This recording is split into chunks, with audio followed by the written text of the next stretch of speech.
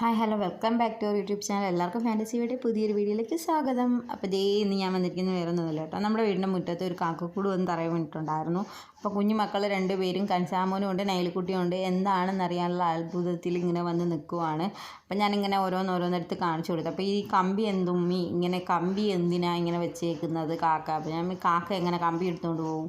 ഇതൊക്കെ അവർക്ക് കൈയില്ലല്ലോ എന്നൊക്കെ അവരുടെ സംശയങ്ങൾ. അപ്പം ഞാൻ പറഞ്ഞു കൊടുത്തു, നമ്മുടെ ഈ കമ്പി നമ്മുടെ ഈ ചിരട്ട വെക്കത്തില്ലേ, ചിരട്ടയെന്ന് വെച്ചാൽ റബ്ബറും പാൽ എടുക്കുന്ന റബ്ബറിൻ്റെ സൈഡിൽ വെച്ചേക്കുന്ന കമ്പി ഉണ്ടല്ലോ, ആ കമ്പിയാണ് കേട്ടോ ഇത് ഒത്തിരി ഉണ്ട്.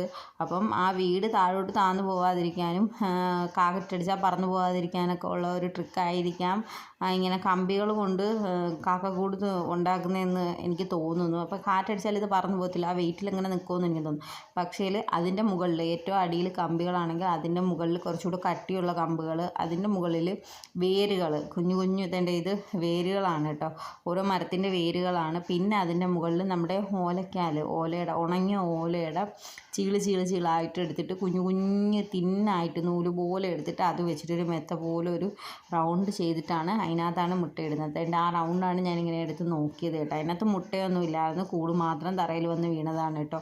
ഇനി കാക്ക ഉപേക്ഷിച്ചിട്ട് പോയപ്പോഴത്തേക്ക് വന്ന് വീണയാണെന്ന് ചോദിച്ചാൽ എനിക്കറിയത്തില്ല. അതെങ്ങനെയോ വന്ന് തറയിൽ വീണു അത്ര തന്നെ. അപ്പം ഞാനെടുത്ത് ഒരു സൈഡിലോട്ട് മാറ്റി വെച്ചു. ആ കമ്പിയൊക്കെ എടുത്ത് പിള്ളേരുടെ കാലിൽ കൊള്ളുമെന്നും പറഞ്ഞ് കമ്പിയൊക്കെ ഞാൻ ദൂരോട്ടെടുത്ത് മാറ്റിയായിരുന്നു. ആ ചുള്ളിക്കമ്പൊക്കെ എടുത്ത് ഒതുക്കി വെച്ചു. അപ്പം ഇന്ന് നമ്മുടെ വീഡിയോ ഇത്രയേ ഉള്ളൂ. കാക്കയ്ക്ക് എന്തോരം ബുദ്ധിയായല്ലേ. അപ്പം വീഡിയോ ഇഷ്ടമെങ്കിൽ ലൈക്ക് ചെയ്യുക, ഷെയർ ചെയ്യുക.